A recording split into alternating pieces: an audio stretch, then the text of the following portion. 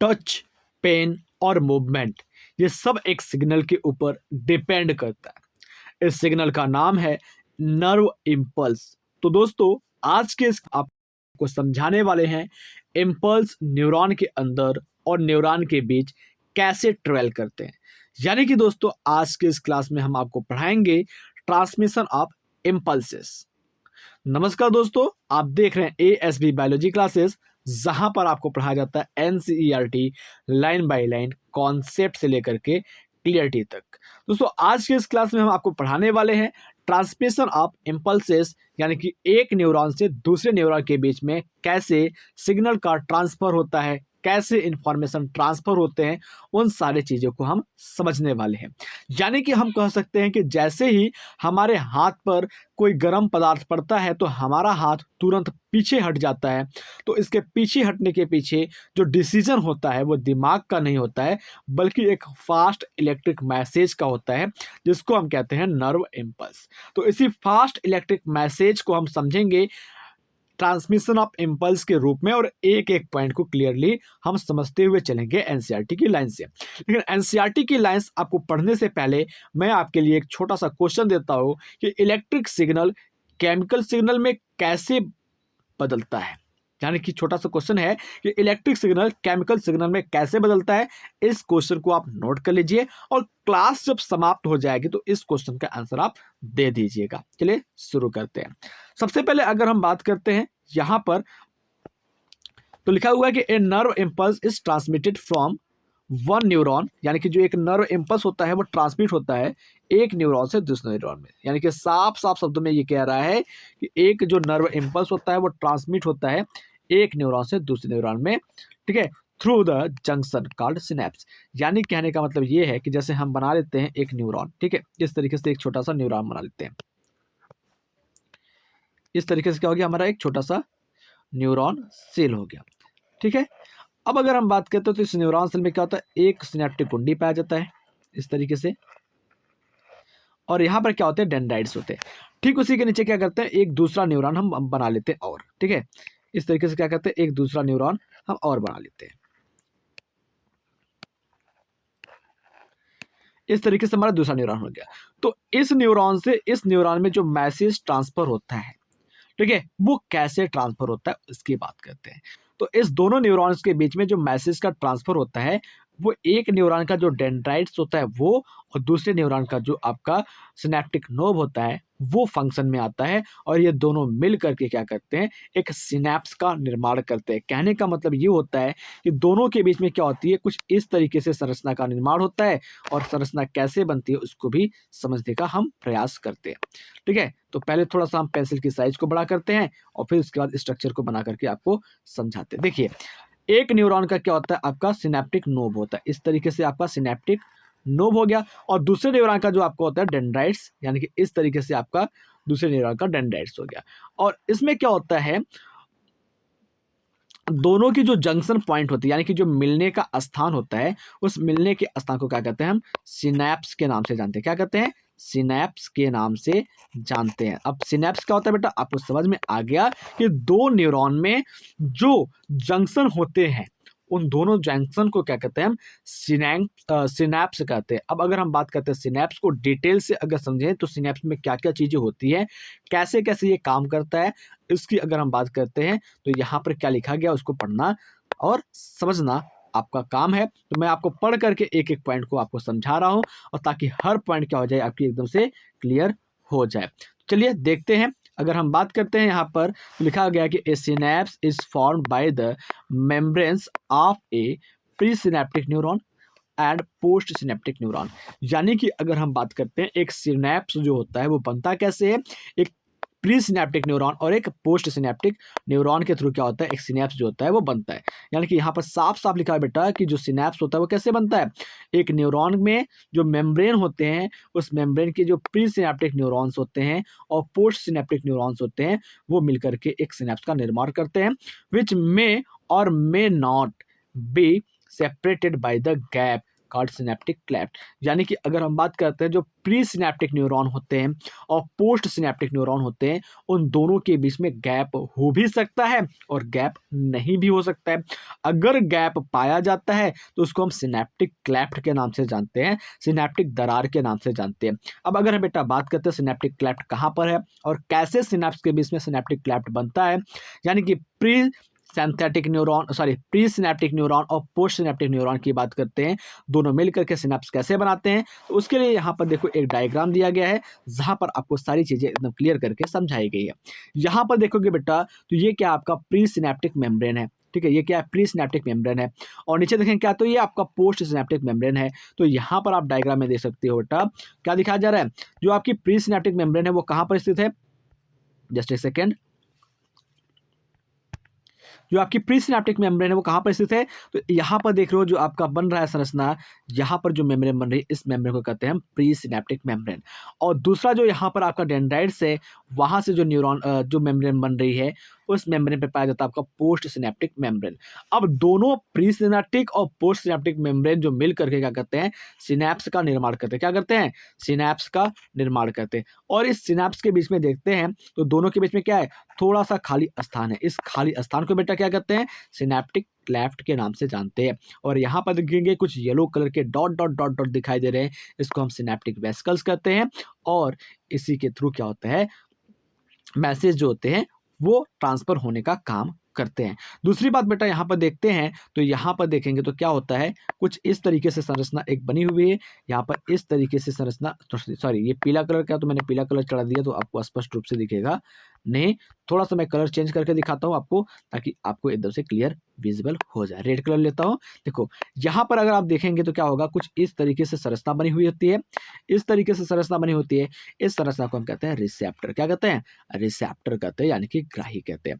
और यहाँ पर देखेंगे तो क्या होता है, येलो कलर के डॉट डॉट पाए जाते हैं, तो उसको हम कहते हैं न्यूरोट्रांसमीटर। ठीक है, क्या कहते हैं, न्यूरोट्रांसमीटर। तो यहाँ पर जो भी नाम लिखा हुआ है, axon, axon terminal, synaptic vesicles, presynaptic membrane, synaptic cleft, postsynaptic membrane, receptor, neurotransmitter, synapse, इन सारे के बारे में हम डिटेल से बात करेंगे उस एनसीईआरटी की लाइन में जहां पर पॉइंट टू पॉइंट आपको समझाया जा रहा है।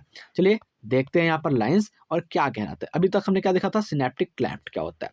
तो सिनेप्टिक क्लेफ्ट को समझ गए बेटा कि जो प्री सिनेप्टिक मेम्ब्रेन होता है वो पोस्ट सिनेप्टिक मेम्ब्रेन होता है, या प्री सिनेप्टिक न्यूरॉन या पोस्ट सिनेप्टिक न्यूरॉन के बीच में जो खाली जगह पाया जाता है उसको हम सिनेप्टिक क्लेफ्ट के नाम से जानते हैं। आगे की पॉइंट की बात करते हैं तो there are two type of synapse. यहाँ पर क्या होते हैं, दो प्रकार के सिनेप्स पाए जाते हैं। कौन कौन से सिनेप्स पाए जाते हैं, देखो यहाँ पर साफ साफ लिखा है कि टू टाइप ऑफ सिनेप्स, दो प्रकार के सिनेप्स होते हैं। कौन कौन से होते हैं, नेमली इलेक्ट्रिकल सिनेप्स और दूसरा क्या होता है, केमिकल सिनेप्स। तो आपको यहाँ पर हर एक लाइन से एनसीईआरटी की हर एक लाइन से एक एमसीक्यू क्वेश्चन मिल रहा है। क्या मिल रहा है, एक एमसीक्यू क्वेश्चन मिल रहा है एनसीईआरटी की हर एक लाइन से। और आपको केवल समझना है और कैच करना है कि हमने बताया कि जो सिनेप्स होता है वो कैसे बनता है। तो सिनेप्स बनता है आपके प्री सिनेप्टिक न्यूरॉन के मेम्ब्रेन से और पोस्ट सिनेप्टिक न्यूरॉन के मेम्ब्रेन के मिल जाने से, और दोनों के बीच में जो खाली जगह होता है उसको सिनेप्टिक क्लेफ्ट कहते हैं। सिनेप्स जो होता है वो आपके दो प्रकार के होते हैं, एक आपका होता है इलेक्ट्रिक सिनेप्स और दूसरा होता है केमिकल सिनेप्स। अब अगर हम बात करते हैं इलेक्ट्रिक सिनेप्स, यानी कि बात करते हैं at electric synapse the membrane of pre and post synaptic neuron are in very close proximately. यानी कि अगर हम बात करते हैं इलेक्ट्रिक सिनेप्स के अंदर क्या होता है, जो प्री और पोस्ट सिनेप्टिक न्यूरॉन के मेम्ब्रेन होते हैं वो दोनों क्या होते हैं, एक दूसरे के बहुत ही ज्यादा नजदीक होते हैं। Electric current can flow directly from neuron to other. ठीक है, यानी कि जो इलेक्ट्रिक करंट होती है वो फ्लो कर लेती है डायरेक्टली सीधे फ्रॉम वन न्यूरॉन इनटू, एक न्यूरॉन से, इनटू द अदर, दूसरे में, अक्रॉस दिस सिनेप्स, इस सिनेप्स को पार करके।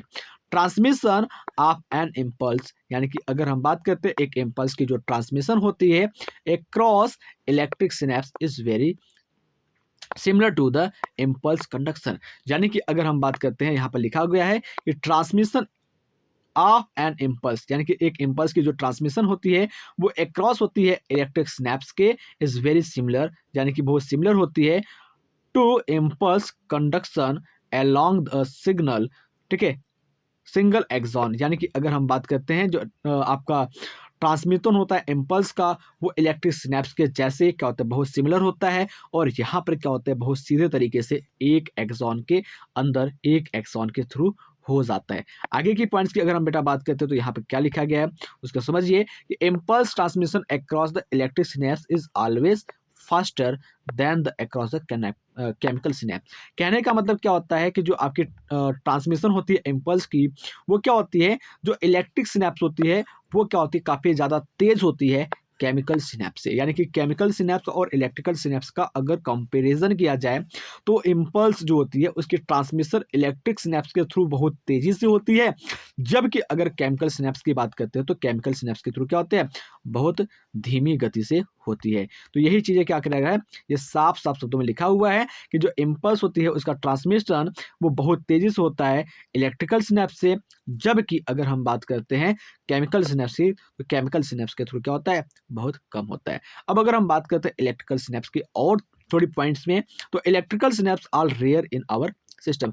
हमारे बॉडी के अंदर, हमारे नर्वस सिस्टम के अंदर क्या होता है, जो इलेक्ट्रिकल सिनेप्स होता है वो क्या होता है, रेयर होता है, बहुत ही कम मात्रा में पाए जाते हैं। आई होप आप इलेक्ट्रिकल सिनेप्स को अच्छे तरीके से समझ चुके होंगे। अभी अगर हम कंक्लूजन की बात करते हैं तो आपने पढ़ा कि जो सिनेप्स होता है वो दो तरीके के होते हैं, एक आपका इलेक्ट्रिक सिनेप्स होता है और दूसरा आपका क्या होता है, केमिकल सिनेप्स होता है। अब इलेक्ट्रिक सिनेप्स की बात करते हैं तो इलेक्ट्रिक सिनेप्स में क्या होता है, जो इम्पल्स होते हैं वो इलेक्ट्रिक करंट के फॉर्म में ट्रांसमिट होते हैं, और जो ट्रांसमिशन ऑफ इम्पल्स होता है वो केमिकल सिनेप्स के बजाय इलेक्ट्रिक सिनेप्स से क्या होता है, बहुत तेज होता है। अब बारी होती है बेटा हमको पढ़ने की केमिकल सिनेप्स। अब केमिकल सिनेप्स क्या होता है उसको समझिएगा। यहाँ पर मैं आपको पॉइंट टू पॉइंट एक एक बातें समझाऊंगा। एट अ केमिकल सिनेप्स, एक केमिकल सिनेप्स की बात करते हैं, the membrane of the pre and post synaptic neuron are separated by the fluid field place called synaptic cleft. यानी कि अगर हम बात करते हैं जो आपका केमिकल सिनेप्स होता है उसमें जो pre and post synaptic membrane होते हैं न्यूरॉन के, वो दोनों एक दूसरे से सेपरेट होते हैं। किसके द्वारा, एक फ्लूइड फील्ड स्पेस के द्वारा, जिसको हम सिनेप्टिक क्लेफ्ट कहते हैं। तो अभी अगर हम बात करते हैं तो ऊपर आपने पढ़ा था कि जो सिनेप्स होते हैं उसमें सिनेप्टिक क्लेफ्ट पाया भी जा सकता है और पाया नहीं भी पाया जा सकता। देखो जो आपके इलेक्ट्रिक सिनेप्स होते हैं ना, अगर हम बात करते हैं सिंपल से इलेक्ट्रिक सिनेप्स की, ठीक है, इलेक्ट्रिक सिनेप्स की बात करते हैं तो इलेक्ट्रिक सिनेप्स में क्या होते हैं, जो आपके सिनेप्टिक क्लेफ्ट होते हैं वो नहीं पाए जाते। लेकिन अगर हम बात करते हैं जो आपके केमिकल सिनेप्स होते हैं, तो केमिकल सिनेप्स के अंदर क्या होते हैं, जो आपके सिनेप्टिक क्लेफ्ट होते हैं वो क्या होते हैं, पाए जाते हैं। तो यहाँ पर अगर हम बात करते हैं तो एक छोटा सा क्वेश्चन बनता है। वो क्वेश्चन क्या है कि डू यू, जस्ट एक second, do you know how presynaptic neuron transmit an impulse, ठीक है, action potential across the synaptic cleft at the post synaptic neuron. कहने का मतलब ये होता है कि जो एक आपका प्री सिनेप्टिक न्यूरॉन होता है वो पोस्ट सिनेप्टिक न्यूरॉन के पास कैसे मैसेज को, कैसे इम्पल्स को ट्रांसमिट करता है, उसके बारे में ये पूछ रहा था। इसका आंसर भी आपको इसी टॉपिक में मिल जाएगा, आप समझ जाएंगे एक एक पॉइंट को। फिर चलते हैं आगे की पॉइंट में, हम समझते हैं जो आपका केमिकल सिनेप्स होता है वो क्या होता है। आपको हमने बता दिया कि अगर प्री सिनेप्टिक और पोस्ट सिनेप्टिक न्यूरॉन के जो मेम्ब्रेन होते हैं उनके बीच में एक खाली जगह पाया जाता है जहां पर फ्लूइड भरा होता है, और उस फ्लूइड की वजह से हम क्या करते हैं, एक जगह बनता है, उसको कहते हैं सिनेप्टिक क्लेफ्ट कहते हैं।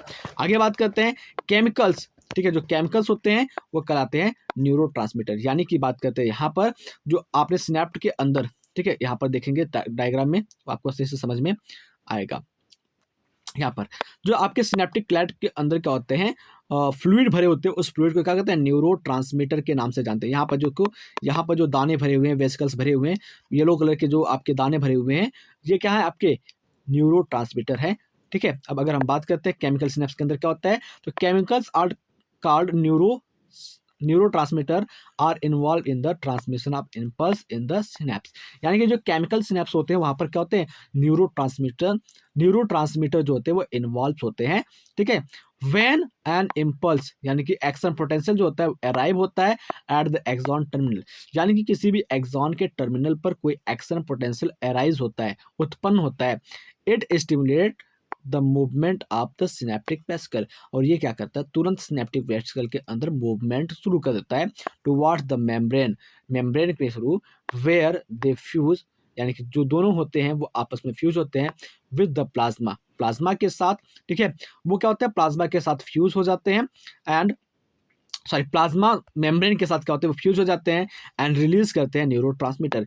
यानी कि जो वेसिकल होते हैं वो थोड़ी सी भी हलचल पाते हैं, थोड़ा सा भी मैसेज पाते हैं, तो वो क्या होते हैं, एक्टिव हो जाते हैं, फ्यूज हो जाते हैं और प्लाज्मा मेम्ब्रेन के क्या करते हैं, प्लाज्मा मेम्ब्रेन के साथ क्या कहते हैं, रिलीज करने लगते हैं न्यूरोट्रांसमीटर को इन द सिनेप्टिक क्लेफ्ट में। The release neurotransmitter bind the bind there specific receptor, यानी कि जो न्यूरोट्रांसमीटर होते हैं जब वो रिसीव होते हैं तो अपने स्पेसिफिक रिसेप्टर के साथ वो बंध जाते हैं, जुड़ जाते हैं। Presence on the post synaptic membrane, जो कि पोस्ट सिनेप्टिक मेम्ब्रेन के ऊपर प्रेजेंट होते हैं। This binding opens ion channel, और ये जो बाइंडिंग होती है न्यूरोट्रांसमीटर की, वो क्या करती है, आयंस चैनल को ओपन कर देती है, allowing the entry of ion which can generate the new potential, ठीक है।